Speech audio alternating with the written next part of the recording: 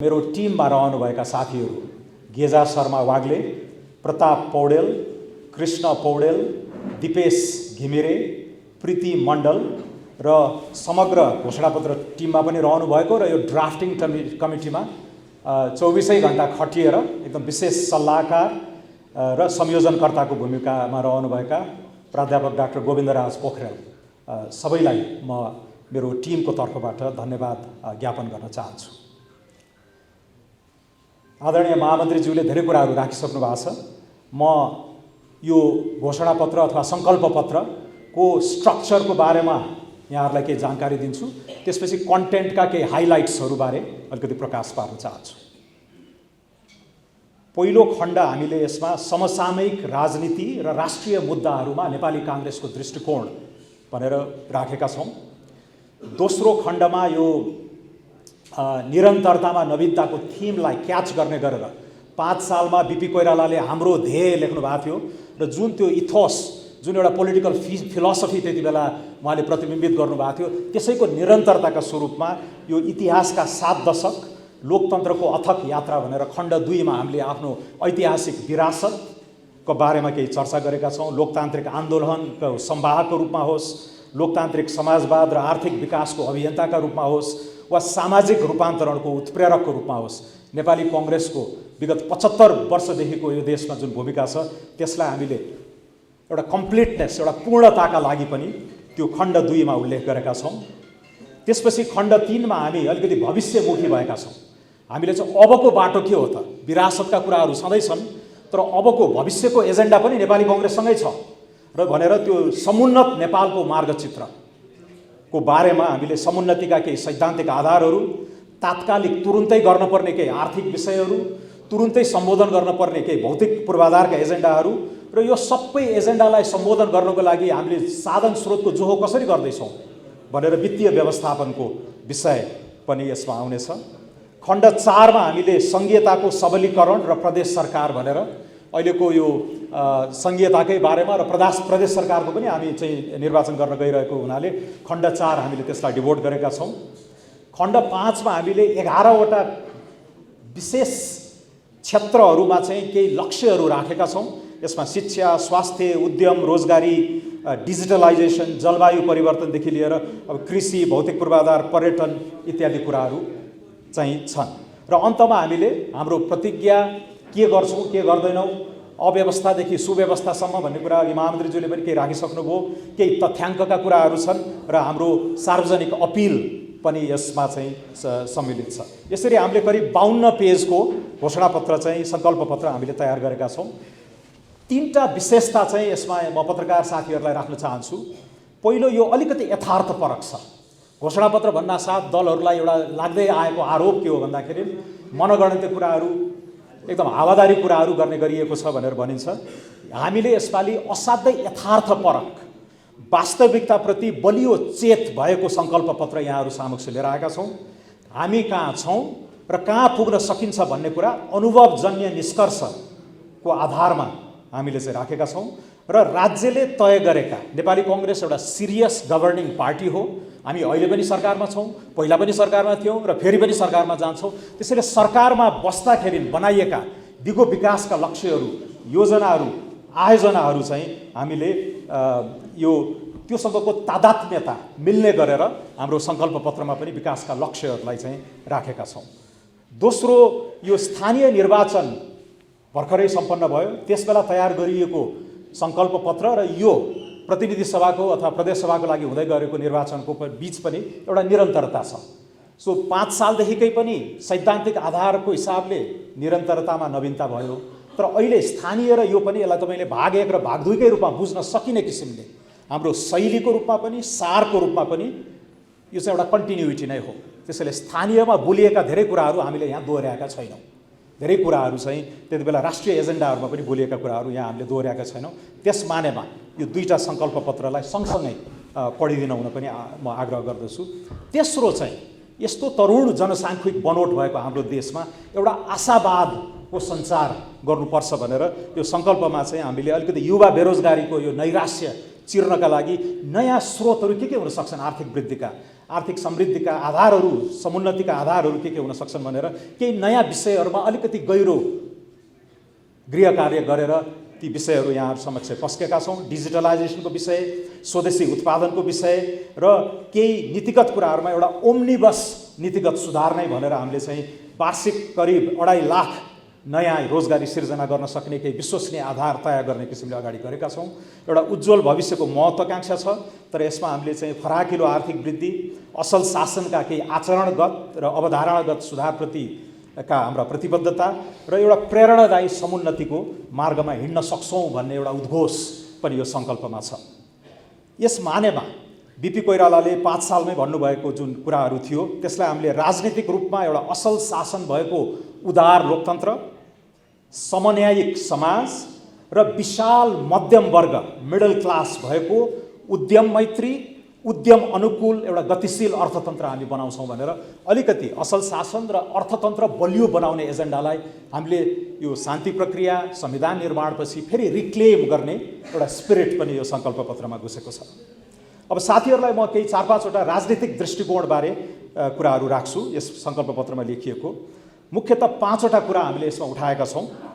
सत्ता स्वार्थका आधारमा बनेको नेपाल कम्युनिस्ट पार्टी आन्तरिक शक्ति सङ्घर्षको कारणले विघटन भएको र नेकपा एमाले संवैधानिक रूपमा राज्य सञ्चालन गर्न असफल भएको दाबी यो सङ्कल्पमा परेको छ।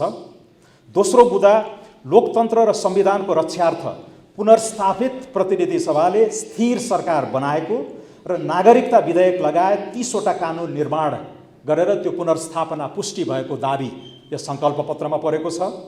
तेस्रो हाम्रो राजनीतिक दृष्टिकोण छ अन्तर्राष्ट्रिय कूटनीतिक सम्बन्धमा एउटा सन्तुलन कायम गर्दै धेरै रूपान्तरणकारी आयोजनाहरू, विशेष गरी जलविद्युतको क्षेत्रमा उत्पादनदेखि लिएर व्यापार, एनर्जी प्रोडक्सन र ट्रेडका विषयहरूमा चाहिँ जुन रूपान्तरणकारी आयोजनाहरू सम्माननीय प्रधानमन्त्री शेरबहादुर देउवाको नेतृत्वमा यो विगत 1 वर्षमा भएको छ त्यसलाई हामीले प्रधानताका साथ उल्लेख गरेका छौँ। नम्बर 4 मा संविधानमा को पूर्ण स्वामित्व लिँदै लोकतान्त्रिक प्रक्रिया मार्फत संविधान संशोधन गरेर सम्पूर्ण नेपाली नागरिकले अपनत्व र स्वामित्व ग्रहण गर्ने दस्तावेज बनाउने प्रतिबद्धता पनि हामीले यसमा पुनः दर्ज गरेका छौँ।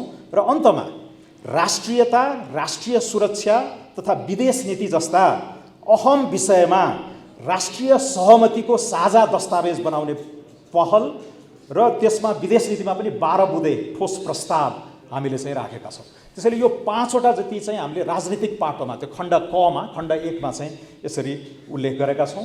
दोस्रो खण्ड मैले साथीहरूलाई अघि निवेदन गरिसकेँ, अलिकति ऐतिहासिक विरासतका कुरा छन्, यी पूर्णताको लागि हामीले रिफ्लेक्ट गरेका हौँ, त्यो पछि डकुमेन्टमा यहाँहरूले देख्नुहुनेछ। अब यसको मूल अंश चाहिँ खण्ड 3 हो, त्यो अलिकति भविष्यमुखी छ, अलिकति आशावादी छ, अलिकति प्रेरणादायी छ र त्यसमा हामीले समुन्नतिको मार्गचित्र भनेर पेश गरेका छौँ र समुन्नतिका 5 सैद्धान्तिक आधारहरू वा आयामहरू भनेर हामीले 5 वटा खम्बा तयार गरेका छौँ। पहिलो हो यो लोकतान्त्रिक प्रणालीकै पद्धतिकै पनि शुद्धिकरण र सुशासनका कुराहरू पर्छन्, गुड गभर्नेन्सको एजेन्डा त्यहाँ छ। दोस्रोमा समावेशी आर्थिक सामर्थ्य, एउटा फराकिलो आधार, आर्थिक आधार भएको अर्थतन्त्र हामी बनाउन चाहन्छौँ भन्ने कुरा, इकोनोमिक एजेन्डा त्यो दोस्रो खम्बामा छ। तेस्रो गुणस्तरीय शिक्षा, स्वास्थ्य, भरपर्दो सामाजिक सुरक्षाको खाकामा नै हामी यो समन्यायिक समाज, नेपाली समाजको निर्माण गर्छौँ भन्ने तेस्रो आधार त्यहाँ छ। चौथो जलवायु परिवर्तन, वातावरण र विपद व्यवस्थापनका मुद्दाहरू, पर्यावरणीय मुद्दाहरू चाहिँ चौथो आयामको रूपमा प्रस्तुत छ। र पाँचौँमा चाहिँ हामीले सार्वभौमिक समानता, यो प्रिन्सिपल अफ सभरेन रेसिप्रोसिटी र सशक्त अन्तर्राष्ट्रिय भूमिकाको बारेमा चाहिँ हामीले बोलेका छौँ। यो हाम्रो अन्तर्राष्ट्रिय फाँटका विषयहरू यसमा परेका छन्। यो बोल्दै गर्दाखेरि हाम्रो पृष्ठभूमिमा केही सङ्क्रमणहरू, यो पृथ्वीले नै एउटा कोल्टे फेर्दैछ। हामी होलोसिन भन्ने एउटा भौगोलिक युबाट एन्थ्रोपोसिन भन्ने भौगोलिक युगमा जाँदैछौँ। क्लाइमेट चेन्जको विषय असाध्यै प्रधान बनेको छ। हाम्रो जियो पोलिटिकल भू राजनीतिक शिफ्ट भइराखेको छ। Global centre of economic activity सन् 2050 मा एसियाकै मध्यभाग हाम्रै हिमालयतिरै आएर बस्ने भन्ने प्रक्षेपणहरू हामीलाई थाहा छ। भारत, चीन लगायत उदीयमान एसियाली छिमेक राष्ट्रहरू छन् भनेपछि यो जियो पोलिटिकल शिफ्टका कुराहरू पनि छन्। र हाम्रो देशभित्रै पनि एउटा ठुलो शिफ्ट चाहिँ जनसाङ्ख्यिक परिवर्तन जुन भइराखेको छ, जनसाङ्ख्यिक बनोटमा आइरहेको यो द्रुत परिवर्तन छ जुन 25 वर्षभन्दा मुनि आधा जनसङ्ख्या छ। हामी अर्को 8-10 वर्षमा बुढ्यौलो समाजतिर जाँदैछौँ। 25-30 वर्षमा हामी एउटा प्रौढ एजेड सोसाइटी बन्दैछौँ भनेपछि अर्को 1-1.5 पुस्तामा हामीले खड्को मार्नुपर्ने एउटा चाहिँ भिजन दिनको लागि पनि ती ब्याकग्राउन्डका सिफ्टहरू र ट्रान्जिसनहरूलाई हामीले चाहिँ मध्यनजर गरेर एक किसिमको खाका प्रस्तुत गरेका छौँ। यसमा हामीले गतिशील अर्थतन्त्र भएको समन्यायिक मुलुक जहाँ चरम गरिबीलाई हामीले एक अङ्कमा सीमित गर्नेछौँ, लेस देन 10%। अर्को 5 वर्षमा हामीले प्रति व्यक्ति आयका स्थिर मूल्यमा, चालु मूल्यमा विभिन्न प्रक्षेपणहरू गरेका छौँ र समग्र खर्चको त्यो समुन्नतिको रोडम्यापलाई पुरा गर्नको लागि कति खर्च चाहिन्छ र त्यसको आकलन र अपुग रकमबारे पनि हामीले केही बोलेका छौँ। र यसमा मैले भनिहालेँ, सम्मान्य प्रधानमन्त्री यसभन्दा अघिल्लो पटक प्रधानमन्त्री हुनुहुँदाखेरि हामीले दिगो विकासको रोडम्याप लिएर आएका थियौँ। त्यसैलाई टेकेर, त्यसैसँग तादात्म्यता मिलाएर यो सस्टेनेबल डेभलपमेन्ट गोल्सका रिसोर्स फ्रेमवर्कसँग पनि हाम्रो घोषणापत्रलाई गाँसेका छौँ।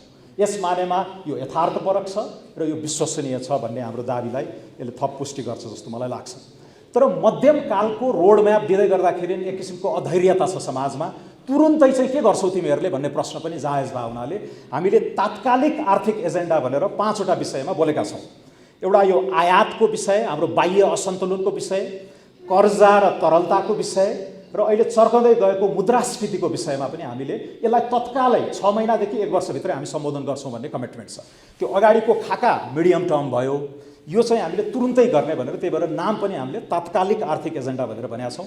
त्यसपछि सार्वजनिक आय र खर्च, पब्लिक फाइनेन्स बारे हामीले केही बोलेका छौँ। त्यसपछि यो औद्योगिक पूर्वाधार र नेपाली उत्पादन प्रवर्धन र युवाहरूलाई विशेष चासो रहेको विषय डिजिटलाइजेसनको विषयमा हामीले चाहिँ तत्कालै हामी केही नयाँ कुराहरू लिएर आउँछौँ, केही नवीन कुराहरू लिएर आउँछौँ भनेर राखेका छौँ। चौथो, रोजगारी र सिपलाई हामीले जोडेर त्यो तात्कालिक आर्थिक एजेन्डामा छ। र 5औं चाहिँ स्वच्छ ऊर्जाको क्षेत्रीय खपत भनेर आन्तरिक र दक्षिण एसियाली लेभलमै अहिले जुन जुर्मुराइरहेको एक किसिमको पहलहरू छन् त्यसलाई अझै थप मूर्तता दिनको लागि पहल चार्छौँ भनेर। सो आर्थिक एजेन्डामा यी 5 विषय भए। त्यसपछि यो तात्कालिक भौतिक पूर्वाधार एजेन्डा भनेर पनि हामीले अहिलेको सबैको चासो रहने 4 लेनका बाटोहरूदेखि लिएर सुरुङ मार्गका विषयहरूदेखि लिएर ठुला सिँचाइ परियोजनाहरूदेखि लिएर हरेक घरमा एक धारा पुर्याउने विषय, हरेक घरमा बिजुली पुर्याउने विषयहरू कुराहरू छन्। ऊर्जाको पनि हामी चाहिँ 10,000 मेगावाट पुर्याउने, प्रति व्यक्ति युनिट 1200 युनिट पुर्याउने जस्ता कुराहरू चाहिँ तात्कालिक भौतिक पूर्वाधारका एजेन्डाहरूमा छ। अघि मैले सुरुमा भनेको 5-8 वर्षको कुरा भयो, बाँकी दशकका कुराहरू जुन दिगो विकासका लक्ष्यहरूसँग जोडिने गाँसिने भए। तर यो तात्कालिक आर्थिक र भौतिक पूर्वाधार चाहिँ साथीहरूले यो 1 वर्षभित्र नै हामीले यसलाई केही मोमेन्टम दिन्छौँ भन्ने सङ्कल्प यो डकुमेन्टमा परेको छ। त्यसपछि हामी केही क्षेत्रगत प्राथमिकतामा गएका छौँ। यसमा 11वटा क्षेत्रमा केही परिमाणात्मक लक्ष्यहरू छन् जसलाई नाप्न सकियोस्, जसलाई भेरिफाई गर्न सकियोस्, जसप्रति हामी आफै उत्तरदायी बन्न सकौँ, त्यस्ता खालका गोल्सहरू, लक्ष्यहरू, टार्गेट्सहरू चाहिँ हामीले तय गरेका छौँ। अब विशेष अलिकति हाइलाइट गर्न मलाई मन लागेको विषयहरू म यहाँ समक्ष उल्लेख गर्छु। पहिलो, यो सामाजिक सुरक्षामा धेरै नै यो पपुलिस्ट कम्पिटिसन भइरहेछ यो देशमा। हामीले 74 सालकै घोषणापत्रमा के लिएर आयौँ भन्दाखेरि एउटा एकीकृत अवधारणा, सामाजिक सुरक्षाको एकीकृत अवधारणा। यो पपुलर हुने नाममा कहीँ टुक्रे वितरणमुखी कार्यक्रमहरूमा मात्रै हामी नअल्झौँ। एउटा पार्टीले गर्ला, अर्को पार्टीले पछ्याउन बाध्य होला। यसको एकीकृत धारणा कोखदेखि शोकसम्म, जन्मेदेखि मृत्युसम्मको जीवन चक्रका जोखिमपूर्ण चरणहरूमा राज्यले कसरी, कहाँ, कति भरथेक गरिदिन सक्छ भन्ने कुराहरूको चाहिँ एउटा युनाइटेड फ्रेमवर्क चाहिँ हामीले प्रस्तुत गरेका थियौँ पहिला पनि, र त्यसलाई हामीले स्थानीयमा पनि प्रस्तुत गऱ्यौँ, अब पनि हामीले यसलाई अगाडि लाँदैछौँ। यसमा अहिले प्रमुखता रूपमा हामीले चाहिँ स्वास्थ्यको एङ्गलबाट हेर्दाखेरि 373 को एउटा नयाँ अवधारणा लिएर आएका छौँ। 3 वर्ष मुनि र 73 वर्षभन्दा माथिलाई निःशुल्क स्वास्थ्य उपचार भन्ने कन्सेप्ट यो पछि गएर यो राष्ट्रिय स्वास्थ्य बिमाको फ्रेमवर्कमै गएर गाँसिने हो। तर अहिलेलाई 373 को कन्सेप्ट हामीले लिएर आएका छौँ। हामीले जनसङ्ख्याको प्रक्षेपणहरू हेर्दाखेरि करिब 38 देखि 39 लाखको हाराहारीमा यो जनसङ्ख्या हामीले यसलाई सम्बोधन गर्नेछौँ। 5 वर्षभित्र हामीले 100% नेपालीहरूलाई स्वास्थ्य बिमाको खाकाभित्र लिएर आउनेछौँ। तिर्न सक्नेले योगदानमा आधारित त्यो बिमा प्रिमियमहरू तिर्छ, तर 65 वर्षभन्दा माथिको लागि बिमा निःशुल्क हुन्छ। यी यावत कुराहरू स्वास्थ्यको एउटा एकीकृत खाकाभित्र चाहिँ हामीले त्यसरी लिएर आएका छौँ। दोस्रो विषय उद्यम र रोजगारी अभियान हो। प्रत्येक वर्ष हामीले गरेको आकलन अनुसार करिब 2 देखि 2.5 लाख नयाँ रोजगारी सिर्जना गर्न सकिन्छ। यो केही सशर्त कुराहरू छन्। यसमा हामीले एम गरेका रिफर्महरू गर्न सकियो भने यो खालको रोजगारी सिर्जना गर्न सकिन्छ भन्ने छ। यहाँ डिजिटलाइजेसनको ठुलो फड्को मार्ने सम्भावना हामीले देखेका छौँ। स्वदेशी उत्पादन जुन सामान्य प्रधानमन्त्री ज्यूकै पालामा आएको बजेटमा स्वदेशी नेपाली उद्योग नेपालमै रोजगार आफ्नो उत्पादन आफ्नै व्यापार भन्ने नारालाई सम्बोधन गर्ने जुन स्वदेशी उत्पादनसँग केन्द्रित कार्यक्रम छ त्यसबाट पनि हामीले नयाँ रोजगारी सिर्जना गर्ने आधारहरू छन्। तर मुख्यतः आर्थिक सुधारको अर्को चरणमा जानको लागि हामीले करिब 30 देखि 40 वटा ऐनहरू कुनै खारेज गर्नुपर्ने, कुनै संशोधन गर्नुपर्ने र त्यहाँ ग्याप भएको छ भने नयाँ कानुनै निर्माण गरेर एउटा नीति निजी क्षेत्रमा एउटा उद्वेलन नै ल्याउने खालको ओम्निबस आर्थिक सुधारको प्याकेजको पनि यसमा वकालत गरेका छौँ। एफएनसीसीआई, सीएनआई लगायत निजी क्षेत्रका साथीहरूले यो बारम्बार उठाइराख्नु भएको कुरा पनि हो। तर हामीले पनि त्यसमा चाहिँ सेलेक्टिभली यो प्याकेजकै रूपमा आउनुपर्छ। करिब 30, 40, 50 वटा ऐनहरूले हाम्रो समृद्धि, हाम्रो समुन्नतिको एजेन्डालाई प्रत्यक्ष सरोकार राख्ने भावनाले तिनको खारेजीदेखि संशोधनदेखि लिएर यी कुराहरूमा चाहिँ हामी काम गर्छौँ भन्ने प्रतिबद्धता पनि छ। र कृषिमा उत्पादकत्व र आकार बढाउने तर रोजगारीको सङ्ख्या अन्य क्षेत्रमा चाहिँ ट्रान्सफर गरेर व्यवस्थापन गर्ने जस्ता कुराहरू पनि पर्दछ। तेस्रो, जलवायु परिवर्तनको एजेन्डा अघि मैले राखिसकेँ। विश्वव्यापी हाम्रो कमिटमेन्ट छ। त्यो सशक्त अन्तर्राष्ट्रिय भूमिका भन्दाखेरि दुईटा विषयमा हामीले विशेष ध्यान दिनेछौँ। एउटा एलडीसी ग्रेजुएसन, अति कम विकसित मुलुकको दर्जाबाट हामी स्तरोन्नति हुँदै गर्दाका त्यो सङ्क्रमणलाई कसरी व्यवस्थापन गर्ने, र अर्को यो हिमालय हिन्दुकुश श्रृङ्खलाको कस्टोडियन नै नेपाल भए हुनाले यसलाई हामीले इन्टरनेसनल फोरमहरूमा सशक्त रूपले उठाउँछौँ क्लाइमेट चेन्जको विषय। र बाहिर ओकालत गर्दै गर्दा हामी भित्रको एड्याप्टेसनका मुद्दाहरूलाई पनि हामीले प्रधानताका साथ जानुपर्छ। प्रधानमन्त्रीज्यूले ग्लास्गोमा उठाउनु भएको थियो सन् 2045मा हामी नेट कार्बन जिरो चाहिँ एमिसन भएको मुलुक हुन्छौँ भने हुनाले त्यही खालको महत्त्वाकांक्षा विद्युतीय चुलोमा, सवारी साधनहरूमा, ऊर्जा उत्पादनमा यो डर्टी सोर्सेस अफ फ्युअललाई प्रतिस्थापन गर्ने विषयहरूमा चाहिँ केही महत्त्वाकांक्षी लक्ष्यहरू पनि छन्। अघि गभर्नेन्सका असल शासनका एजेन्डामा महामन्त्रीज्यूले राखिसक्नुभयो। हामी के गर्छौँ के गर्दैनौँ भन्ने कुराको प्रतिज्ञा नै आएको छ र अव्यवस्थालाई सुव्यवस्थामा बदल्ने प्रतिबद्धताको बारेमा उहाँले राखिसक्नुभयो। र काङ्ग्रेसको नीतिगत नेतृत्वमा विगत 30 वर्षमा भएको विकासको बारेमा पनि धेरै कुराहरू राखिएको छ। अब म अन्ततिर लागेँ। अलिकति क्षेत्रगत प्राथमिकताका विषयहरूमा चाहिँ अब शिक्षामा हामीले केही कुराहरू आइडेन्टिफाई डायग्नोसिस गरेका छौँ। अहिलेको मूल चुरो सङ्कट के हो? एउटा सिकाइको सङ्कट, एउटा सिप र बजारसँग नजोडिएको शिक्षा प्रणाली र छरिएको साधन स्रोतको विषयमा हामीले यसलाई उठाएका छौँ। र यसलाई सम्बोधन गर्दै महिला साक्षरता 15 देखि 24 वर्षको उमेरमा करिब 95% पुर्याउने, इन्टरनेट पहुँच शैक्षिक संस्थाहरूमा 80% पुर्याउने, कक्षा 11 को भर्ना 50% पुर्याउने र पाठ्यक्रमलाई पनि अलिकति भोकेसनल र टेक्निकल स्लान्ट दिनको लागि 40% जति करिकुलम चाहिँ यो टेक्निकल र भोकेसनल हुने भन्ने खालको कुराहरू शिक्षामा परेका छन्। स्वास्थ्यमा अघि मैले भनिहालेँ केही कुराहरू। सहज पहुँच र गुणस्तरको लागि एकीकृत राष्ट्रिय स्वास्थ्य प्रणाली, एउटा युनिफाइड हेल्थ सिस्टमको हामीले चाहिँ एडभोकेट गरेका छौँ। त्यसमा बिमा, स्वास्थ्य बिमामा नेपाली काङ्ग्रेसको सरकारहरूले निरन्तर काम गर्दै आएका छन् र यो हाम्रो फ्ल्यागशिप सोशल रिफर्मको एजेन्डा हो। यसलाई हामी यो एकीकृत राष्ट्रिय स्वास्थ्य प्रणालीको एउटा सिग्नेचर इनिसिएटिभको रूपमा अगाडि लाँदैछौँ। उपचार गर्न नपाएर कसैले घर खेत बेच्न नपर्ने त्यो आधारभूत सिद्धान्तलाई टेकेर यो 100% बिमा, सक्नेले प्रिमियम तिर्छ, नसक्नेको लागि अनुदानै दिएर हामी चाहिँ यसरी अगाडि गर्छौँ। अनि अहिले अब यो मातृ मृत्युदर, औसत आयुका कुराहरू, बाल कुपोषणलाई 20%मा झार्ने कुराहरू र अहिले यो साइलेन्ट एपिडेमिकको रूपमा आएको नसर्ने रोग, नन कम्युनिकेबल डिजिजेसको बारेमा पनि चाहिँ हामीले स्पष्टसित यसलाई विशेष रूपमा उठान गरेका छौँ। यसलाई 1/3ले घटाउने भन्ने लक्ष्य पनि यहाँ राखिएको छ। उद्यम, रोजगारी र निजी क्षेत्रमा अघि मैले भनिहालेँ फराकिलो र उच्च आर्थिक वृद्धि, रोजगारीका नयाँ स्रोत र निजी क्षेत्रमा गतिशीलताका कुराहरू छन्। हामीले यसमा अहिले साथीहरूलाई पछि हाम्रो पत्रकार सम्मेलनमा म डिटेलमा भनौँला कुन आधारमा यी अङ्कहरू ल्याइयो भन्ने कुरा। तर अहिले एक किसिमको यो इम्प्लोइमेन्ट ग्रोथ इलास्टिसिटी भन्छौँ हामी, यति प्रतिशतले आर्थिक वृद्धि भयो भने कति प्रतिशतले रोजगारी सिर्जना हुन्छ भन्ने एउटा मोटामोटी आकलनको खाकाभित्र रहेर हामीले पछिल्लो चाहिँ labour force survey, Shram Shakti सर्वेक्षणमा 21 वटा औद्योगिक वर्गीकरणहरूलाई केलाएर कृषिमा, थोक तथा खुद्रा बिक्रीमा, उद्योगमा, निर्माणमा, शिक्षामा कति रोजगारी भइराखेको छ र उपयुक्त नीतिगत सम्बोधन भयो भने हामीले कति वृद्धि गर्न सक्छौँ रोजगारी भन्ने आकलनले नै त्यो 2 देखि 2.5 लाखसम्मको अङ्कमा हामीले चाहिँ प्रवेश गरेका हौँ। डिजिटलाइजेसनमा ठुलो फड्को, 2 लाख युवाहरूलाई यो गिग इकोनोमीमा जोड्ने अवधारणाहरू लिएर आइएको छ र अघि मैले स्वदेशी उत्पादन र कृषिका कुराहरू गरेँ। तर यो सबैको सशर्त कुरा हो के बा भने यो ओम्निबस आर्थिक सुधारमा चाहिँ हामीले काम गर्नुपर्ने हुन्छ।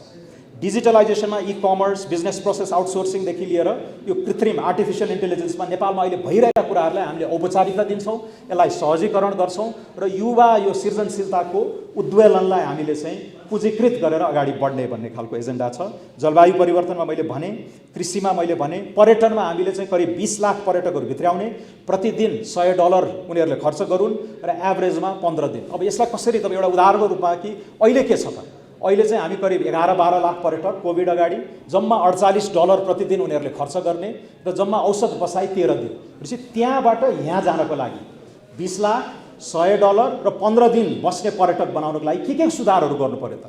एयरलाइनको रिफर्मदेखि लिएर होटल संरचनादेखि लिएर जनशक्ति निर्माणदेखि लिएर यी कुराहरूमा हाम्रो एजेन्डाले बोलेको छ।